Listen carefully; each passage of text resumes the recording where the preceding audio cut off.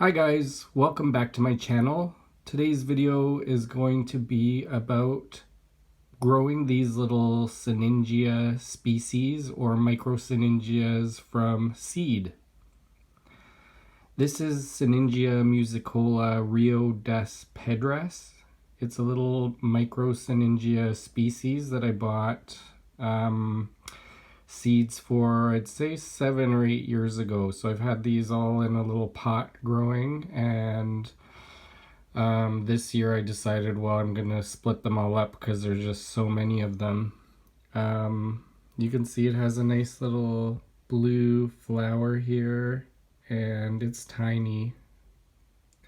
It grows out of this little tuber that looks like a potato. It's kind of hard to see here, but it just looks like a little potato, and it sits just under the soil. And actually, when I bought this plant, all I got in the mail was this. It was a little seed pod that was formed and dried, and I just broke it open and followed the instructions in the pamphlet to grow these, and this was the first one that I ever grew from seed. Anyway, today I was dividing them up and washing all the tubers, and I kind of figured I do have some other Sinningias on the go that I just planted from seed, so I figured I would show you the whole process of getting the Sinningias to this point. So that's what it'll look like in a few years, but you know, when you get, like I said, when you get the seed, sometimes all you get is a little seed pod. So I made this little seed packet, and actually all that's in here is pepper right now, but it's a good example of what the seeds look like. They're very, very fine and very kind of powdery. All you need is a little container. I use these little grocery store containers that you get food in, and fill them with soil, and I like them because they're clear and you can pop the lid on, so it keeps the humidity really high, which is good and necessary for these seeds to germinate successfully. So the first thing you do when you get you're prepping your little container is you fill your little container with soil. So this soil is a little bit more perlite-y than usual. You don't need to do that. Actually, normally what I do is use just regular indoor potting mix, and I just pull out any extra, you know, sometimes they come with little branches or weird things that you find in there.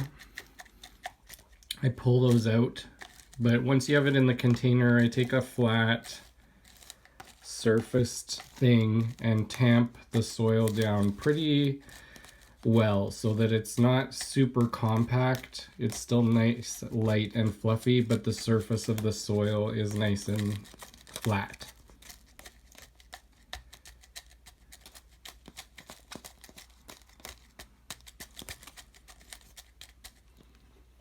Sometimes when you do this, you find like a little stick or something in there. Just pull that out. You just want nice flat surface of soil. The next thing I do is, just to get it nice and wet, I use my spray bottle, and I spray a lot. And I just make sure that everything is nice and wet. And I look at the bottom just to make sure that I see the liquid coming through the bottom, so everything is nice and wet. And once it's at that stage, that's when you can sow your seeds. So again, this is just pepper, but you know, it gives you a good idea of what you do. And I keep it in, if it doesn't come in a little packet like this, I just make a little piece of paper so that it has like a fold in it, and then I just like tap the seeds down. You see how all that's coming down?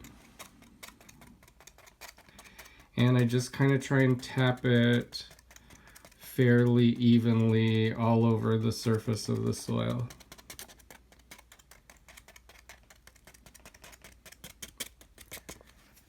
Once all your seeds are in, I take my little flat thing again, and I really just give them a good press into the soil. And if anything's stuck there, I give this a little squeeze and let the water run onto the surface of the soil. And then I just give it one more good spray of water so everything is nice and soaked. You take your lid, seal it up, put the name of your plant on there and the date. And then what I like to do is put it somewhere where it's nice and warm and it gets nice bright and direct light. No direct sun, you don't want this heating up, you know, a lot. You just want this to be nice and warm and bright. Here's an example of, this is Sinningia florianopolis. I sowed these on June 20th. And I haven't opened them yet, but I know I can see through this that there's little seedlings in there. So I'm just going to open this up for the first time. This one I did with saran wrap because I didn't have a lid, but you can see what you want. You want this nice environment where it's nice and humid. You see the water on the top, and I actually set this on top of a little fluorescent light unit. Here, I'll show you. So I have some fluorescent lights here, and I just put it on top here. It was sitting right here, and if I put my hand on it, it's nice and warm. And that kind of creates good bottom heat and good humidity for these little plants to grow. They love it like that. So let's open this up. This is about 3 weeks later, and look at all my little seedlings. So these are growing really nicely. It looks like some of the ones in this area here haven't sprouted, but look at all the other ones. So I'm pretty happy about that. Once you see these starting to sprout like this, you can put it in a brighter location. So I'm gonna move these today closer to the fluorescent lights because they're about, as you can see, they're sitting and it's about, oops, focus, like 18 to 24 inches away from the lights, but I'm going to move them quite close, like about a foot away, still keeping them covered just so these seedlings get nice and strong and not too leggy. I don't know if you can see close up, but these are just like a little set of leaves and a stem. So the plant will grow out of these. Well, this is the plant, but anyway, if you look at this, that's kind of what grows out of the little potato, is like, you know, your little leaves, and you get the nice little plant. But these, as they get older, will form the little tuber, so it's just important to give them a lot of light and keep them in a good environment and keep them nice and humid till they're kind of a little bit older and they have more strength to support themselves.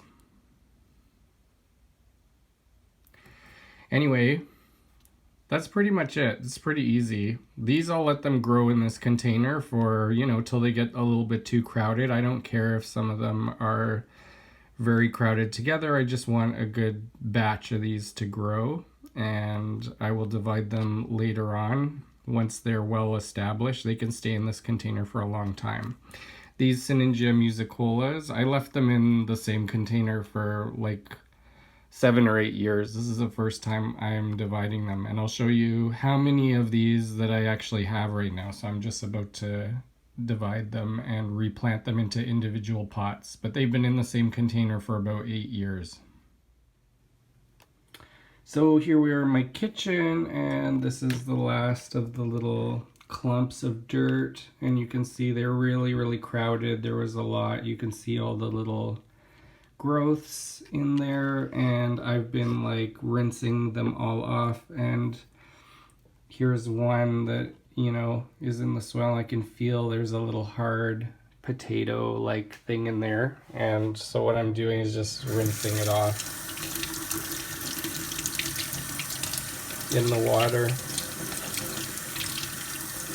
With these little Sinningias, it's really kind of hard to see once you have them at a tuber where, you know, if you don't have this, like I can see this is where the growth is coming out, you know, this is the top. So when you plant it, it's kind of important to put that at the facing the top, like in the right direction. But sometimes it's hard to tell, like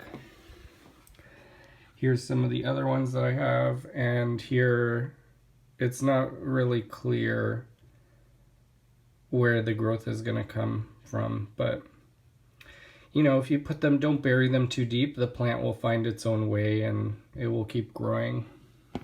Some of these are a lot easier because you can see they have their growth there, and you just pot them up not too deep, the same way. Anyway, I got quite a lot. 1, 2, 3, 4, 5, 6, 7, 8, 9, 10, 11, 12, 13, 14, 19, 20, 21, 22, 23, 24, 25, 26, 27. I'd say I got about 30, 35 plants, maybe up to 40 here at the end of this, so that's pretty good.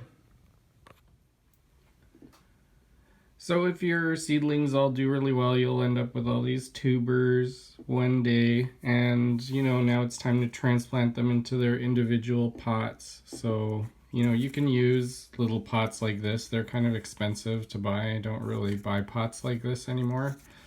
You can use things like this, like if you have a Keurig machine, just clean them out, and then, you know, I used a little hot welder thing to, you know, I don't know what that thing is called, but you can just burn the holes in, or use scissors and cut the corners off. Or if, you know, I get these little shot glasses from the dollar store, and they're good like little pots, because I mean, this little plant will fit pretty well in here. So, you know, when you're getting ready to pot the plant up, you just fill up your little container with soil all the way to the top.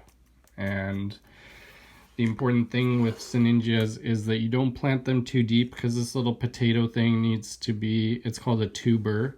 I don't know if I mentioned that, but it just needs to be a little bit below the surface of the soil. You can see that this one grew out from the side. So this tuber grew from seed like that, and the growth just happened to grow out the side. But I guess technically you would want it to be like this. I don't really care. This plant is already growing like this, and it seems like it's doing well. So I'm just going to pop it in the surface of the soil.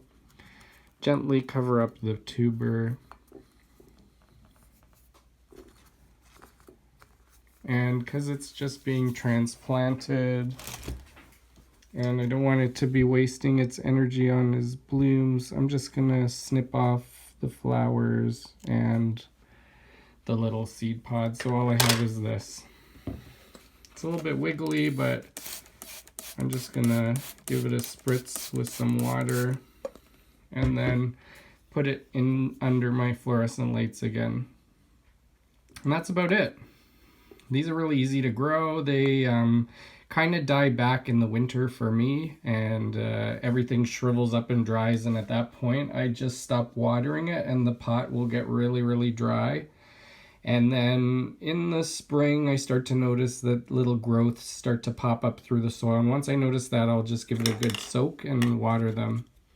And they're easy. Like I said, this I started from seed, this batch, about 8 years ago, and I have a whole bunch, and I've never repotted them, and I do the same thing every year, and they grew like a big mat over the surface of the pot. So now I'll have a whole bunch of these little ones. And actually what I found was that if I let them flower and they're, you know, you don't keep up with deadheading all the little seed pods, they just spread like crazy all over the surface of the soil. So it's a very fun and rewarding little plant to grow, and beautiful little flowers. If you haven't tried it, I suggest you recommend it. There's plenty of seeds. You can buy them online, and they're really easy to grow. Anyway, hope you like this video. If you have any success or stories, let me know, and good luck with your little seedlings. Thanks for watching. Bye.